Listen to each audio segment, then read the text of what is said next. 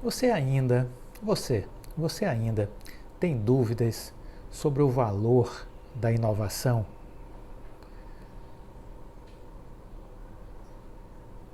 É só olhar o que está acontecendo com a Embraer e entender como a startup que a Embraer criou está caminhando rapidamente para ter mais valor do que a própria Embraer. Curioso, né? E isso acontece. Isso acontece em várias ocasiões, em vários instantes, em muitos momentos da história das empresas. É como se você tivesse um plano B que em algum momento se transforma em algo maior do que o plano principal. Quando o projeto de desenvolvimento do carro voador, o eVTOL, começou a se mostrar um projeto promissor, a Embraer resolveu constituir uma nova empresa para dar conta da evolução deste negócio e a batizou de IVE. Seguindo o receituário que nós costumamos a ver nesses processos disruptivos, nesses processos de envolvimento tecnológico, ao construir um plano B dissociado do seu negócio principal, a empresa começou a destravar valor, a liberar valor. Com isso, ela conseguiu concentrar os seus recursos financeiros e intelectuais no desenvolvimento de uma nova proposta apresentada ao mercado, sem correr o risco de ser impactada pelas demandas do dia a dia. Não é exatamente isso que a Oi está fazendo com a Vital? Pare para pensar. Ontem, ou seja, num passado recente, nas semanas que nós passamos, a Embraer anunciou que a IVE vai negociar suas ações na Bolsa de Nova York no ano que vem, em 2022, no segundo trimestre. Os recursos já comprometidos para a viabilização dessa abertura de capital fazem com que a empresa já tenha um valor patrimonial de 2,9 bilhões de dólares. 2,9 bilhões de dólares. Esse êxito é decorrente das inúmeras encomendas já existentes para a aquisição do carro voador da Embraer, o seu eVTOL. As ações da Embraer, detentora do controle da IVE, dispararam na Bolsa Brasileira. Mesmo assim, o valor de mercado da Embraer é de 2,6 bilhões de dólares. O valor de mercado da Embraer hoje é de 2,6 bilhões de dólares. Portanto, inferior ao valor patrimonial da sua criação, a IVE, que já está cotada a 2,9 bilhões de dólares. A criatura já ficou maior do que o criador. Então, percebam a lógica disso. Percebam o potencial de desenvolvimento que as empresas têm e como um jogo que aparentemente não é positivo pode ser transformado de uma maneira muito célere, muito rápida. Com o tempo, as teses que a gente observa em relação a esse universo empresarial, nós começamos a entender melhor as suas dinâmicas, as suas transformações, os seus movimentos disruptivos. Esse case da Embraer é um case maravilhoso para nós estudarmos. Eu diria que é um case emblemático, pois ele mostra como uma empresa tradicional tem condições de ser protagonista nesse mundo, de gerar um grande processo de reinvenção de si mesma. No entanto, para que isso aconteça, é preciso muita ousadia, para tomar decisões que envolvem riscos e mudança de mentalidade. O novo sempre envolve isso, riscos e mudança de mentalidade. Mas uma coisa nós não podemos deixar de considerar. Há pouco mais de um ano, quando aconteceu o cancelamento da transação comercial envolvendo a Boeing com a Embraer, muitos diziam no mercado financeiro brasileiro que era o fim da Embraer. Quem não se recorda disso? Alguns chegavam a dizer de forma absurda e estúpida que a Embraer poderia fechar as portas. Quem não se recorda disso? O brasileiro tem péssima memória.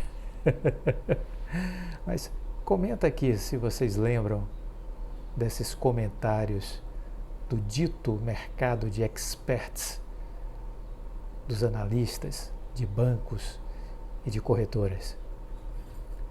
Mas percebam, bastou uma inovação, um movimento disruptivo para alterar completamente o curso do rio.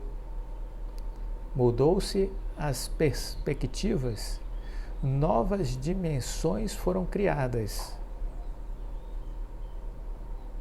Temos um novo cenário.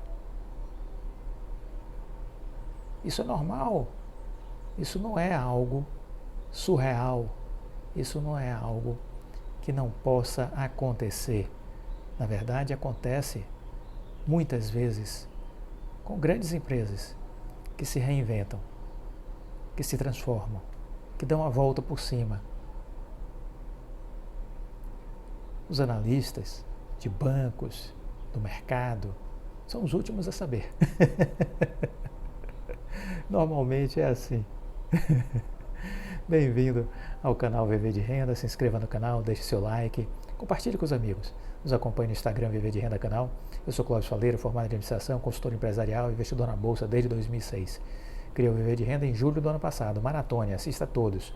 Temos aqui já mais de 1000 vídeos publicados, 4 milhões de visualizações. Deixe o like, compartilhe com os amigos, faça a linha do tempo. Os vídeos se conectam, se entrelaçam. Então, assistir de julho de 2020 para cá, na ordem cronológica, vai fazer você entender muito mais as coisas que eu falo. Muitas vezes eu vejo alguns comentários aqui que são completamente despropositados, de pessoas que deixam claramente nos seus comentários o desconhecimento das coisas que eu já falei aqui, né?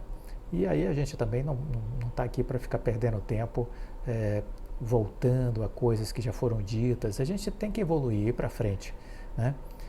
Sigam-me os bons, aqueles que conseguem dedicar tempo para o seu crescimento, que este é um compromisso e uma responsabilidade nossa, só nossa, de ninguém mais. Muito bem, queria dizer para vocês que na semana passada o site dos Correios amanheceu fora do ar. Na quinta-feira passada, o site dos Correios amanheceu fora do ar. Ou seja, o governo federal está sob ataque de hackers. O governo federal, desde o Ministério da Saúde, está sob ataque de hackers. Isso aconteceu, continua acontecendo, já afetou o Ministério da Economia também, e isso é o novo mundo real. Essa é a nova realidade do mundo. A cibersegurança é uma agenda prioritária para aqueles que têm bom senso e inteligência. Empresas que trabalham nesse setor, como a Oi Soluções, serão demandadas cada vez mais para atuar neste contexto, ok? Então é importante a gente entender isso. Eu queria compartilhar também nesse vídeo um post que eu recebi de um inscrito do canal, Luiz Moura. Ele é de Santos e se desfez do seu negócio em algum momento e resolveu ir embora do Brasil e mora nos Estados Unidos. E ele me mandou um relato, a gente está sempre se falando, e ele me mandou um relato que eu queria compartilhar com vocês. Ele disse assim: Oi Clóvis, tudo bem? Eu queria compartilhar com você a nossa experiência com a variante Ômicron. Nós estávamos planejando ir passar as festas de fim de ano no Brasil, não conseguimos embarcar. Minha esposa testou positivo e eu acabei pegando dela. E veja, passamos 2 dias de muito mal-estar, dores de cabeça muito fortes, mas no terceiro dia melhoramos. Tomando a medicação prescrita pelos médicos, melhoramos. Estamos vacinados com 3 doses da Pfizer e isso não foi suficientemente capaz para impedir que nós contraíssemos a variante Ômicron. Mas temos que dizer que realmente as vacinas não deixam o quadro se agravar. Isso aconteceu conosco e isso está acontecendo nos Estados Unidos. Acho que essa é uma informação importante, se for possível você compartilhar. Um forte abraço, Feliz Natal. Olha, Luiz, muito obrigado pelo seu depoimento. Eu aqui já faço isso, compartilho, né, com as pessoas, porque é exatamente isso que a gente está vendo, né? A gente está vendo que a nova variante ela tem um poder de infectividade muito grande, mas ela causa menos danos, até porque com as vacinas nós estamos mais protegidos contra ela, né? Quero aproveitar para também dar uma chacoalhada no cérebro de vocês com um pensamento do padre Fábio de Mello. Eu me rasgo, mas me remendo. Padre Fábio de Mello. Eu me rasgo, mas me remendo. Eu me perco, mas me reencontro. Eu me quebro, mas eu me rejunto. Embora a insuficiência seja a coluna vertebral da minha essência, a resiliência tem o controle dos meus pés. Quem conduz o meu coração é a insistência. Olha, isso é maravilhoso. Parabéns, Padre Fábio de Mello. Isso é maravilhoso, porque nós precisamos ter essa resiliência e nós precisamos ter essa insistência. Não podemos nos dar por vencidos, não podemos desanimar. Temos que persistir, temos que continuar, temos que seguir em frente. Uma outra do Padre Fábio de Mello. A lei do talião, aquela olho por olho, dente por dente, conforta-nos com a temporária satisfação de ferir quem nos feriu. Trata-se de uma forma incipiente de ética, uma resolução que não solicita de nós nenhuma elevação espiritual. Ser ferido e não ceder ao ímpeto de ferir também é um resultado que só a espiritualidade do despojamento nos proporciona. Não devolver o mal é muito mais exigente do que fazer o bem. Reflitam sobre isso. Reflitam sobre isso. Somos as nossas escolhas. O que decidimos fazer repercutirá no nosso futuro, no nosso amanhã. Então isso é muito importante. Reagir com violência, com raiva, com sentimentos ruins, apenas faz com que tudo isso volte para nós. Nós emanamos algo ruim, isso retorna para nós. Se emanamos algo bom, acredite, isso também retorna. Então, é uma questão de inteligência. É uma questão de inteligência, não é verdade? É isso que a gente precisa entender. Muito bem. Uma reflexão para a gente fazer, uma reflexão importante. O mundo do trabalho está mudando, temos que entender isso. Por conta da revolução tecnológica, o mundo do trabalho está mudando. O relatório de 2020 do Fundo Econômico Mundial já tecia alguns comentários sobre o futuro do trabalho. E esse estudo já chamava a atenção de que, se por um lado a tecnologia irá resultar no desaparecimento de cerca de 85 milhões de empregos, 85 milhões de empregos desaparecerão até 2025. Por outro lado, existe uma tendência real de que surjam 97 milhões de novas vagas de emprego, derivadas de novas demandas decorrentes das transformações tecnológicas que estão acontecendo e que estão por acontecer. Não é incrível isso? O que pode redundar em uma visão otimista, de olharmos o lado cheio do copo e perceber de que é necessário buscar a qualificação para os novos desafios, para os novos empregos. Esse estudo do Fórum Econômico Mundial destaca que os 20 empregos, existem pelo menos 20 empregos com maior demanda para os próximos anos. Destes, 13 têm relação direta com a tecnologia. Por exemplo, analista e cientista de dados, especialista em inteligência artificial e machine learning, especialista em big data. Então veja, há um buscar por novas profissões, profissões que não existiam até bem pouco tempo. Uma nova realidade se descortina à nossa frente. Não é necessário ser dotado de superpoderes intelectuais para constatar a necessidade de uma profunda revisão em nossos programas educacionais, nas escolas e nas universidades. Não precisa ser muito inteligente para entender isso. Por outro lado, é muito assustador e preocupante imaginar que os programas atuais de ensino não oferecem respostas para essas novas necessidades, para essas novas demandas profissionais. Veja vocês, estamos formando indivíduos, veja que loucura, estamos formando indivíduos para empregos que deixarão de existir nos próximos anos.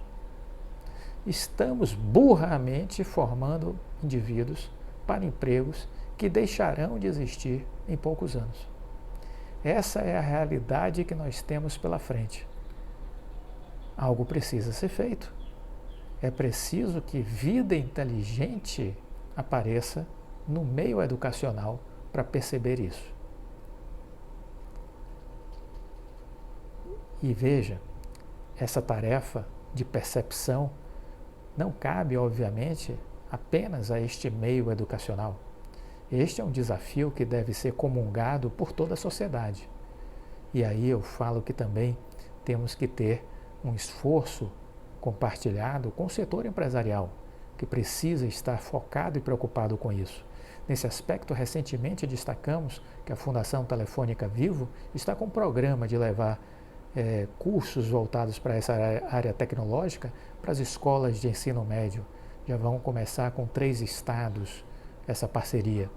Falamos também que a Oi está criando um programa interno na Oi Soluções voltado para a formação de mão de obra, que muitos serão contratados pela própria Oi para atuar na empresa. Mas mesmo aqueles que não forem contratados poderão estar disponíveis para vagas existentes e que vão continuar existindo nos próximos anos. O próprio BTG está criando em São Paulo um centro de formação de mão de obra em tecnologia. Esses movimentos são necessários, esses movimentos são importantes. E o meio empresarial consegue, às vezes, ou quase sempre, fazer essas mudanças de forma muito mais rápida do que a burocracia dos meios públicos, sejam eles municipais, estaduais ou federal. A educação é a nossa saída, mas precisamos da educação correta, da educação afinada com os novos tempos, com as novas tecnologias, com as novas necessidades. Precisamos ter uma educação olhando para as profissões, não do passado, que estas estão fadadas a desaparecer, muitas delas. Temos que ter uma educação olhando para o futuro, identificando as grandes oportunidades que temos pela frente. Essa é a grande virada que o Brasil precisa fazer. Para finalizar esse vídeo, eu queria destacar aqui um ponto importante sobre a questão da liderança. O líder, ele dá, vamos dizer assim, o norte para o seu time, para a sua equipe. E me chamou a atenção essa semana um post do Pep Guardiola. Ele chamou a atenção, para quem está acompanhando a Premier League, o campeonato inglês, o Manchester City já é líder do campeonato inglês, né? E dois jovens talentos do time foram chamados a atenção porque após o City aplicar uma goleada de 7-0 sobre o Leeds, eles saíram para fazer uma noitada. E o Pep Guardiola não só chamou a atenção deles, como barrou eles para o jogo seguinte que o City ia disputar contra o Newcastle. Os jogadores foram o Phil Foden e o Jack Grealish, do time titular do Manchester City.